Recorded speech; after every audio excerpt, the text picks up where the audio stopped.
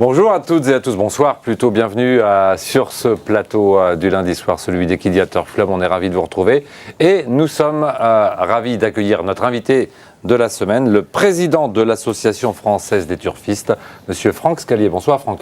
Bonsoir, enchanté. Et bienvenue sur ce plateau. Merci.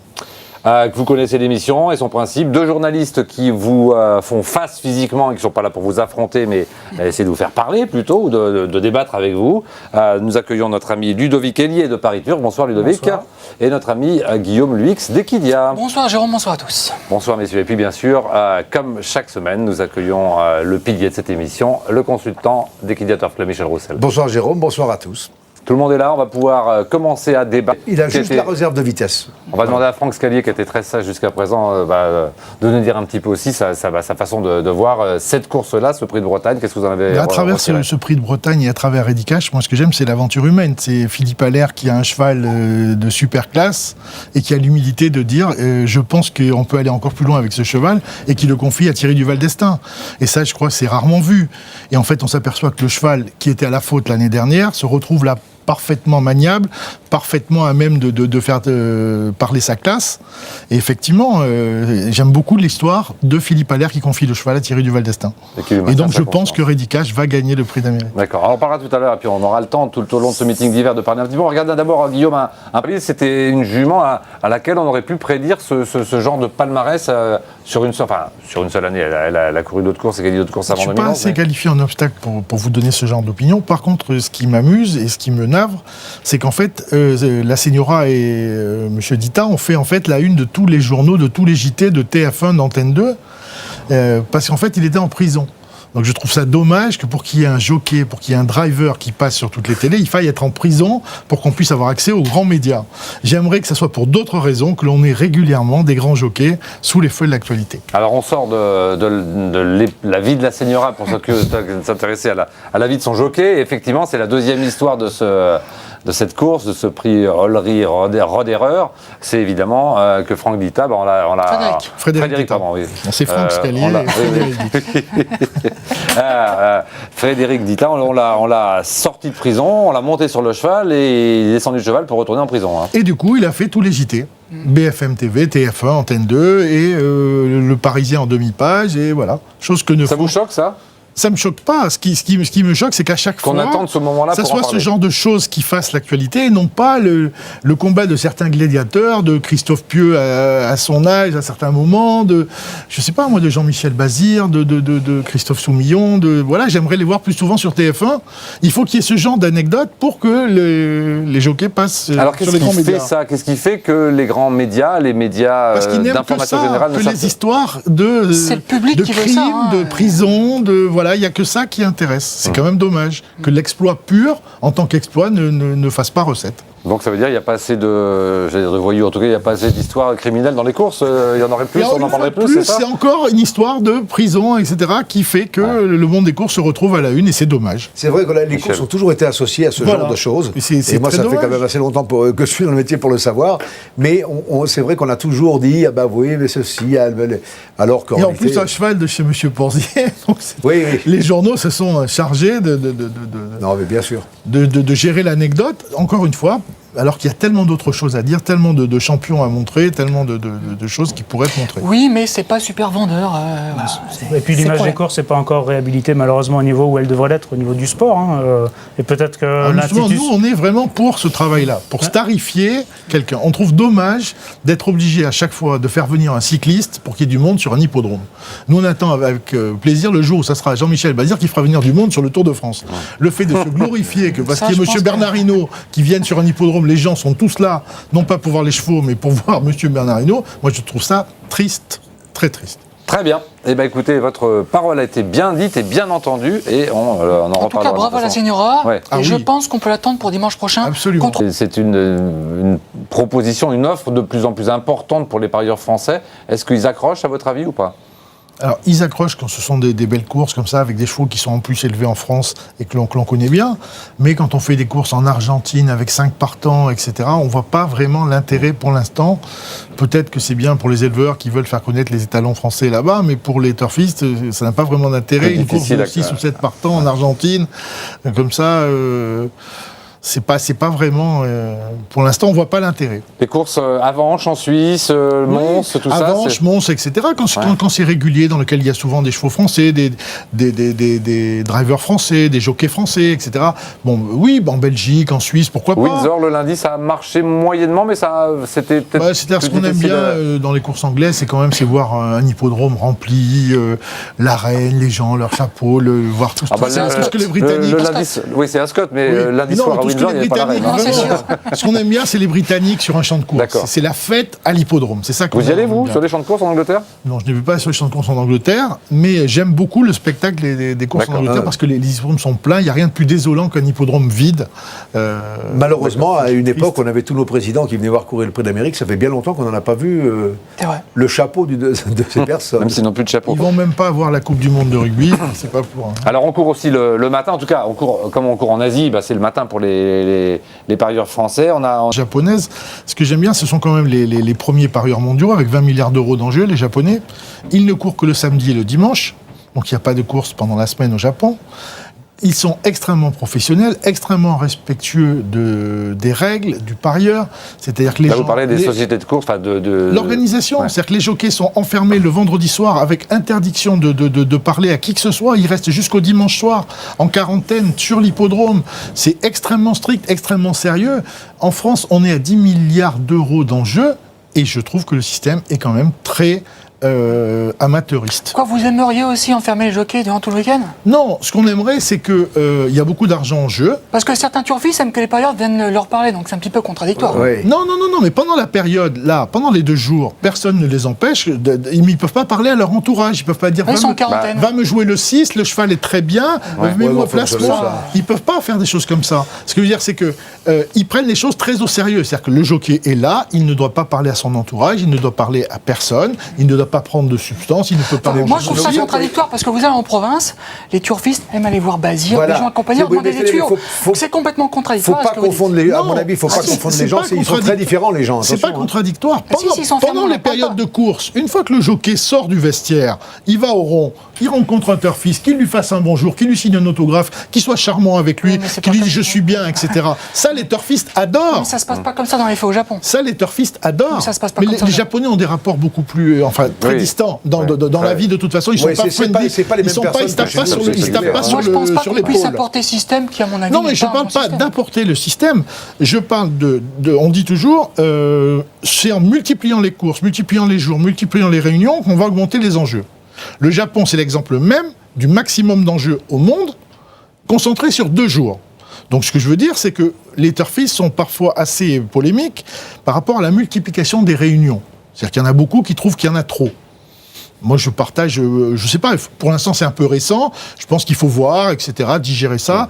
Je pense que le fait d'avoir du choix, de toute façon, c'est pas mal. C'est pas un mal en soi.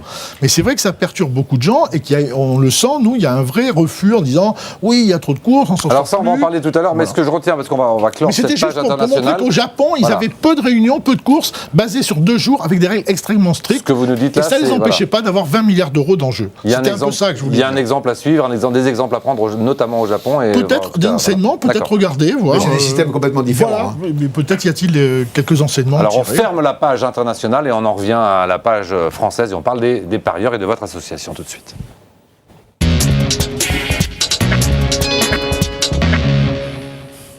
Donc je le répète, Franck Scalier, donc vous êtes le président de l'association française des turfistes.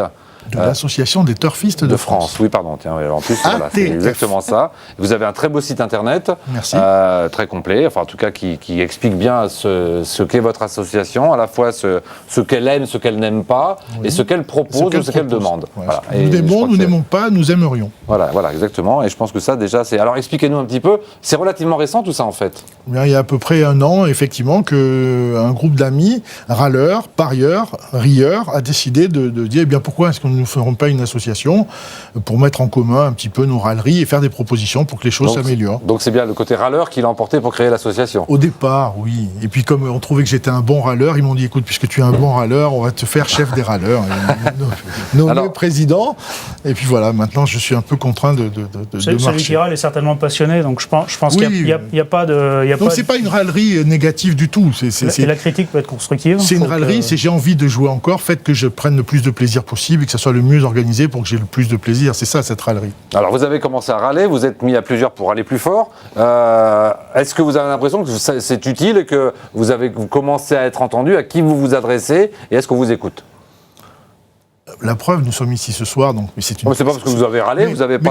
C'est une première, donc effectivement. Vous n'aviez pas réclamé pour venir, hein, je le précise. Absolument. Mais nous commençons effectivement à avoir des liens avec toutes les sociétés organisatrices, avec les gens qui effectivement font vivre cette filière et l'organisent. Donc, pour l'instant, nous sommes écoutés et nous allons voir si nous pouvons être entendus. Alors, écoutez sur quel sujet, quels sont ceux qui vous préoccupent au nom des parieurs finalement, quoi. Au nom des parieurs, c'était déjà le fait d'exister, c'était d'avoir un minimum de considération. C'est-à-dire que les parieurs qui font vivre cette filière, pour l'instant, n'existaient pas. C'est-à-dire qu'ils n'existent pas, il n'y a pas de reconnaissance dans les institutions, il n'y a pas à l'entrée des hippodromes de monuments à la mémoire du turfiste inconnu, il n'y a rien dans ce sens-là. Dans le sens du symbole, il n'y a rien. Concrètement, qu'est-ce que vous demandez et qu'est-ce que vous avez réussi à obtenir depuis un an ? C'est ça qui m'intéresse. Voilà, oui, nous aussi, c'est ce qui nous intéresse. Mais pour tout vous dire, déjà, le simple fait de pouvoir être présent sur un hippodrome de France Gallo ou de la SFCF, c'est à peu près 8 mois. Le simple fait d'avoir un rendez-vous chez France Gallo, d'avoir un rendez-vous au Cheval Français, c'est 6 mois de travail. D'être présent sur l'hippodrome, personne ne vous interdit d'aller sur l'hippodrome. Non, mais en tant qu'association reconnue, c'est-à-dire de dire, voilà, nous venons en tant qu'association avec nos bannières, avec nos banderoles, avec Alors qu'est-ce que vous leur demandez ? Alors, nous leur demandons déjà simplement de dire, est-ce que les turfistes peuvent vous parler ? Est-ce que vous considérez que, puisque chaque fois vous faites une réunion et que vous décidez de la façon dont on va organiser ou réorganiser des courses, est-ce qu'on peut être présent dans ces réunions et est-ce qu'on peut proposer uniquement ça ? Oui, qu'est-ce que vous proposez justement ? Qu'on aille à ces réunions, nous ne sommes encore allés à aucune réunion. Donc comment pouvons-nous proposer des choses ? Non mais alors, oui, mais on va quand même rentrer un petit peu... Donc nous sommes dans la phase où effectivement... On nous a reçus et on nous a dit qu'on est tout à fait d'accord pour que nous collaborions et nous participions aux réunions qui vont avoir lieu. Le parieur, il est plein de bon sens. Il a des idées, il sait comment il gère son porte-monnaie, entre guillemets. Tout à l'heure, vous avez parlé de multiplication des courses.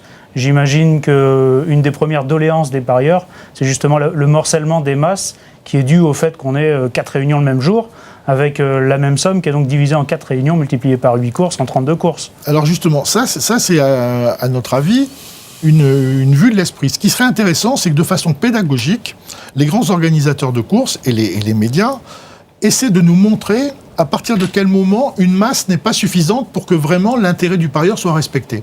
C'est-à-dire qu'effectivement, les parieurs ont toujours l'impression que ça rapportait plus avant, que c'était mieux avant. Moi, je me rappelle avant... on était dans un café sombre, avec des grilles, on écoutait à la radio de temps en temps les courses, 10 fois 5 minutes après on avait les résultats, on avait des écrans noirs et blancs sur lesquels il y avait des codes qu'on voyait à peine. Le avant, personnellement, il n'était pas très glorieux. Aujourd'hui, on arrive dans un café, il y a plusieurs télévisions Equidia, jusqu'à la dernière minute on peut jouer, on voit les courses. Moi je trouve que l'aujourd'hui, il n'est pas si mal que ça. Bon, il se trouve que dans ce aujourd'hui, maintenant, il y avait un menu, et on nous dit, on va agrandir la carte, et vous allez avoir beaucoup de réunions. Donc effectivement, ça nous change. On avait un menu tout le temps, maintenant on nous dit, il faut choisir à la carte. Donc effectivement, le parieur qui avait l'habitude de jouer toutes les courses, aujourd'hui il est perdu. C'est sûr qu'il va s'essouffler, ça c'est certain.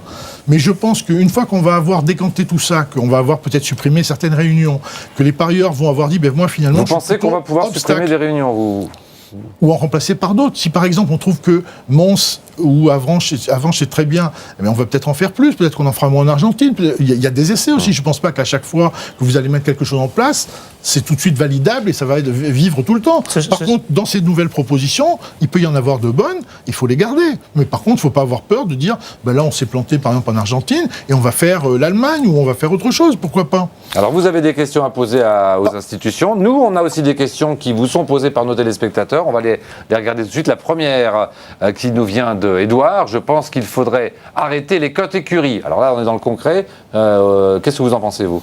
Alors, sur les sites internet, pratiquement tous ont supprimé les cotes écuries. Donc c'est déjà une réalité. Sur les opérateurs qui sont uniquement sur Internet, d'accord. Exactement. The Turf, BetNet, Genibet, peut-être pas Genibet, mais la plupart des opérateurs maintenant ont supprimé les écuries. À part PMU.fr, les autres ont supprimé les écuries. Je ne sais pas, là encore une fois, on touche à quelque chose d'historique, les parieurs ont l'habitude des écuries, etc. Mais personnellement, je n'ai toujours pas compris, et pourtant je pense être un turfiste averti, les règles qui régissent les écuries. Au départ, c'était... Michel, vous avez compris, vous. Oui, de propriétaires. Ensuite, c'était les écuries... Au départ, de propriétaires. Au départ, de propriétaires. Après, on a dit, oui, mais il faut mettre les entraîneurs, puisque un entraîneur à 3 partants a des propriétaires différents. On ne sait pas, donc on a dit, on va mettre l'écurie. Est-ce obligatoire ? Ça a été à un moment obligatoire. Maintenant, je suis plus assez dans les trotteurs pour le savoir. J'ai l'impression que ça ne l'est plus, parce qu'on voit parfois le même propriétaire, pas écurie, le même entraîneur, pas écurie. Donc franchement, je n'y comprends plus rien. Moi, je pense que la seule chose pourquoi je défends les écuries, c'est toujours parce que les plus grands problèmes que j'ai rencontrés, moi, en tant que driver, quand j'étais driver, c'est quand j'étais de la même écurie, 2 drivers.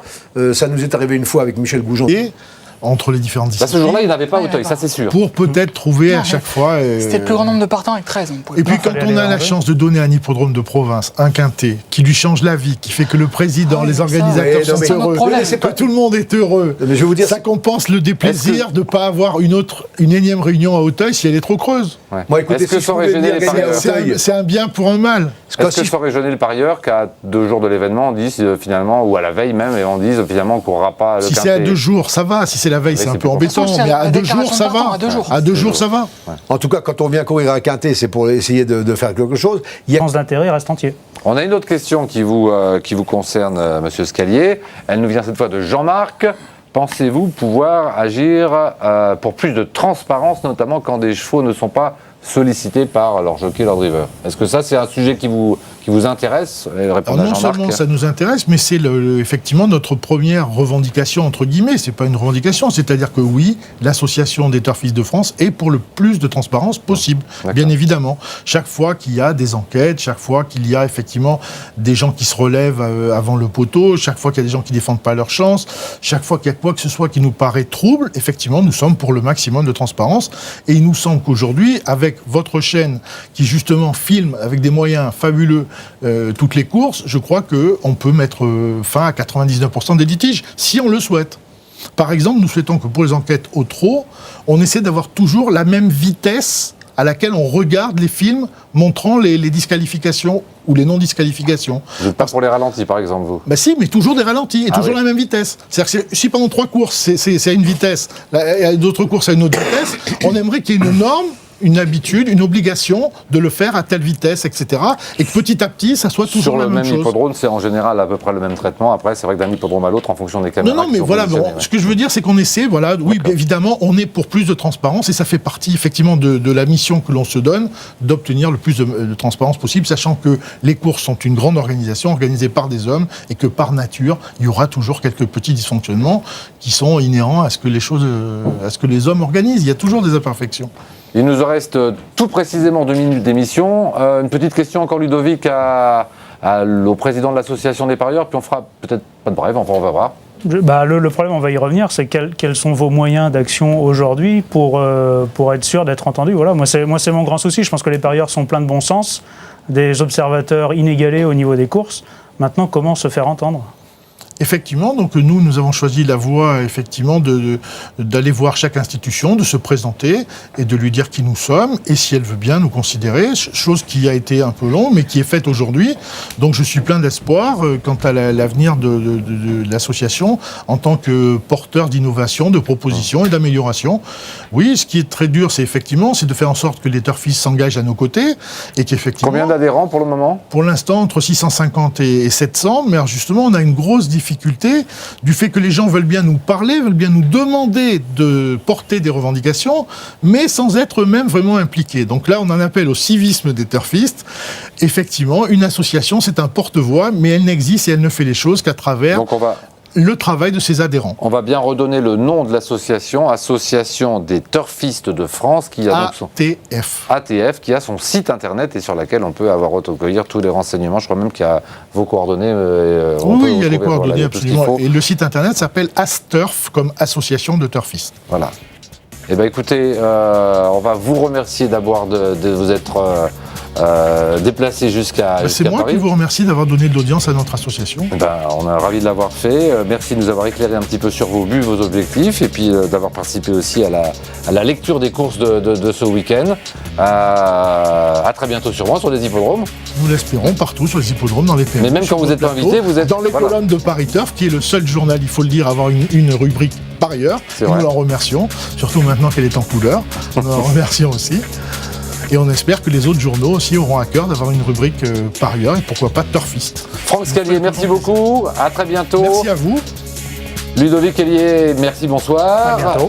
Guillaume Luix, à très bientôt sur Equidia. Michel Roussel, à la semaine prochaine, forcément. Tout à fait. Merci à vous tous de votre fidélité, à vous toutes aussi, évidemment, et à la semaine prochaine. Bonsoir.